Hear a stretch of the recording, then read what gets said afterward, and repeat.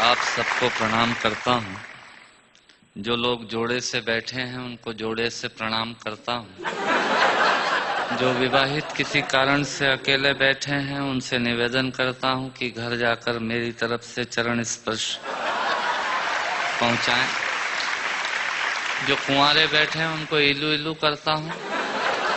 उन लोगों को विशेष प्रणाम करता हूँ जो सहारा श्री अमर सिंह जी, मुलायम सिंह जी के प्रोटोकॉल में यहाँ जबरदस्ती फंसे हुए हैं, जिनका कविता से कोई लेना देना नहीं है। मैं उनको प्रणाम करता हूँ।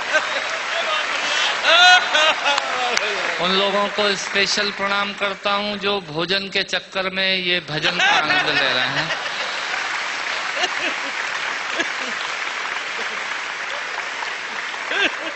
हंसना सिर्फ आदमी के नसीब में है। आपने कभी किसी गधे को हंसते हुए नहीं देखा होगा। यदि देख लें तो समझ लीजिएगा ये आदमी होने की तैयारी में है। और किसी आदमी को गुमसुम उदास बैठा देख लें तो समझ लीजिएगा कि ये वो होने की तैयारी में है।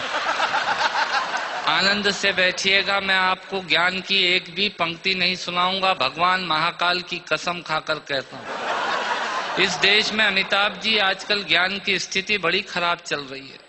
सवेरे 18 चैनल खोलो तो 19 बाबा प्रवचन देते हुए मिल रहे हैं और उसी समय हम ब्रश करके थूक रहे हैं। भारतीयों का कुछ हिसाब किताब समझ में नहीं आता। भारतीय आदमी अपने तरीके से जिंदगी जीता है। सहारा श्री बैठे हैं, मैं आपको बताना चाहता हूं भारतीय आदमी होता क्या है। बेसिकली भारतीय आदमी वो होता है जो टूथब्रश के आगे वाले हिस्से के खराब हो जाने के बाद चाकू को गर्म करके उस पोर्शन को काटता है और बचे हुए हिस्से से पजामे में नाड़ा डालने का यंत्र बनाता है। ये होता है भारतीय आदमी। इधर से तालियां कम बज रही हैं, इधर का मामला ठीक है। मुझे याद है भारतीय आदमी हीथ्रो एयरपोर्ट पे, लंदन में हीथ्रो पे एयरपोर्ट पे मशीनें लगी हुई हैं पॉलिश करने की जूतों पे। एक पैर डालो पॉलिश हो जाती है, दूसरा पैर डालो पॉलिश होने के बाद वो पैर पकड़ लेती है। फिर उसमें 50 सेंट्स डालिए तो वो पैर छोड़ती है। भारतीय पहुंचा एक, उसने एक पैर एक मशीन में पॉलिश हो गई, दूसरा पैर दूसरी मशीन में फंसा दिया। मुलायम सिंह जी, मरण तो उस आदमी का हुआ जो अंग्रेज आया। उसने जैसे ही पहला पैर फंसाया मशीन ने पैर पकड़ लिया। उसकी काउंटिंग में तो 2 हो गए। भारतीय आदमी ये होता है। मैं आपसे निवेदन करता हूं, आज यहाँ हमारे दिलीप चौबे जी और राकेश पांडे जी मुझे एंटरटेन कर रहे थे, बता रहे थे ये 325 एकड़ में फैला हुआ है सहारा शहर। मैं आपके लिए जानकारी देता हूं, सहारा शहर 325 एकड़ में नहीं फैला हुआ है। सहारा आजकल इन दिनों देश में एक विचार बन गया है जो पूरे देश में यत्र तत्र सर्वत्र नजर आता है।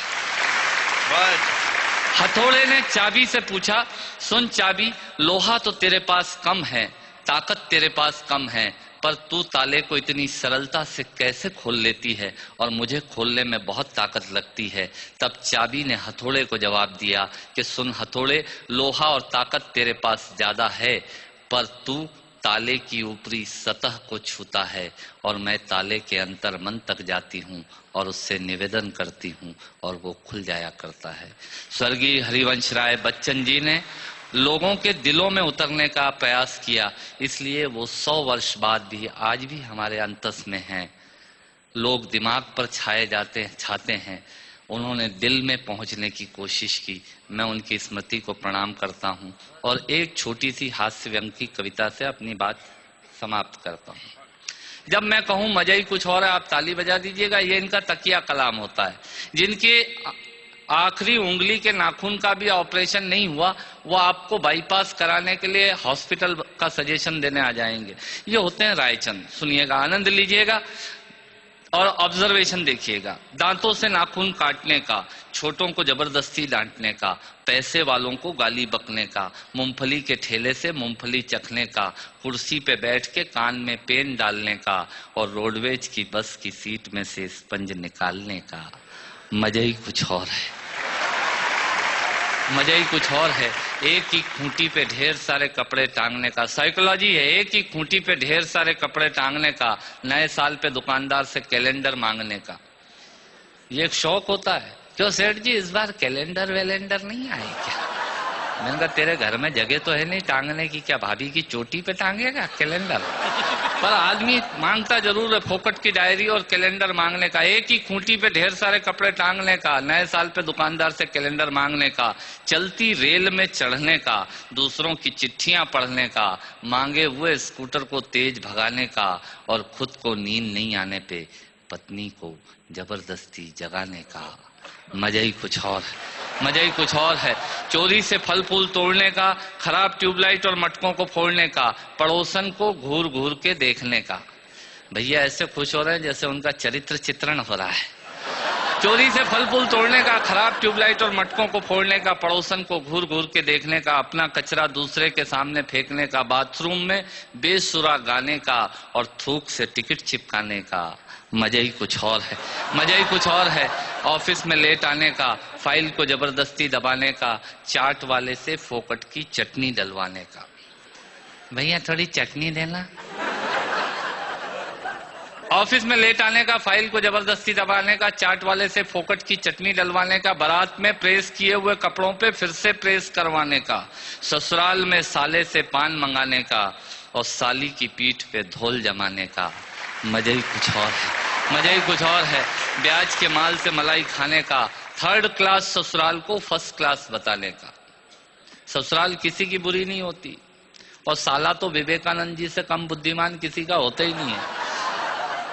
और ब्याज के माल से मलाई खाने का, थर्ड क्लास ससुराल को फर्स्ट क्लास बताने का, पंगत में बैठ के एक ही सब्जी के लिए दो दोने लगाने का, आरती में सबसे ज्यादा फटा हुआ नोट चढ़ाने का, दूसरे के टेलीफोन से चिपकने का, गुटके और पान इधर उधर पिचकने का, कमजोर से बेमतलब लड़ने का और पत्नी को रोज रोज परेशान करने का।